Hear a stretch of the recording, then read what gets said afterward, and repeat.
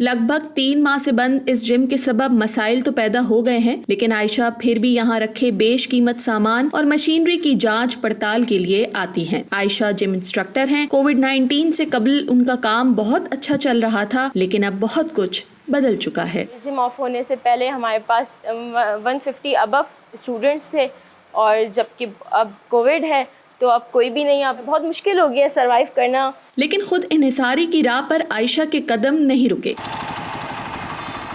یہ سفر ہے عید الاضحیٰ کے لیے کراچی میں قائم سب سے بڑی مویشی منڈی کی جانب۔ مصروف شاہراہوں پر بائک چلاتی یہ 21 سالہ لڑکی مشکلات سے ڈرتی نہیں۔ معاشرے میں بہت سارے ایشوز آئے تھے مجھے اسٹارٹنگ میں، مگر میں نے ہار نہیں مانی اور میں آگے بڑھتی گئی۔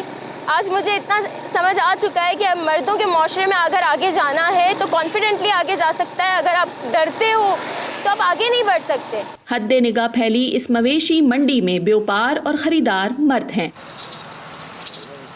اور ان سب کے بیچ عائشہ خود اعتمادی کے ساتھ کاروبار کر رہی ہیں۔ 36 جانور تھے، جس میں سے کافی جانور سیل ہو چکے ہیں، اور مجھے نالج ہے پبلک ڈیلنگ کی، تو میں آرام سے پبلک ڈیلنگ کر لیتی ہوں، مجھے اتنا زیادہ مسئلہ نہیں ہوتا۔ میں آن لائن بھی کام کر رہی ہوں دیسی کاؤس کے پیج سے، اور ادھر بھی کافی مجھے آرڈرز مل رہے ہیں۔ عید الاضحیٰ کے دنوں میں عائشہ نے اپنے شوق سے ایک رسک لیا، اچھے نتائج نے ان کی ہمت اور بڑھا دی ہے۔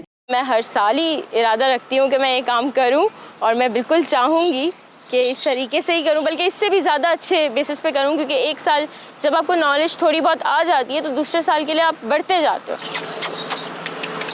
کووڈ نے تو جینے کا انداز بدل دیا۔ عائشہ کی کوشش ہے کہ لوگوں کی سوچ بھی کچھ بدلی جائے۔ مردوں کے معاشرے میں اپنا آپ منوانا کوئی آسان کام نہیں۔ یہی وجہ ہے کہ عائشہ نے روایات سے ہٹ کر جو بھی کام کیے اس میں انہیں زیادہ محنت کرنا پڑی، لیکن ان کی لگن اور حوصلہ مثال بنا ان سب کے لیے جو رکاوٹوں سے گھبرا کر اپنی صلاحیتوں کو بروئے کار نہیں لا پاتے۔ Sidra Dar, voice of America, Karachi.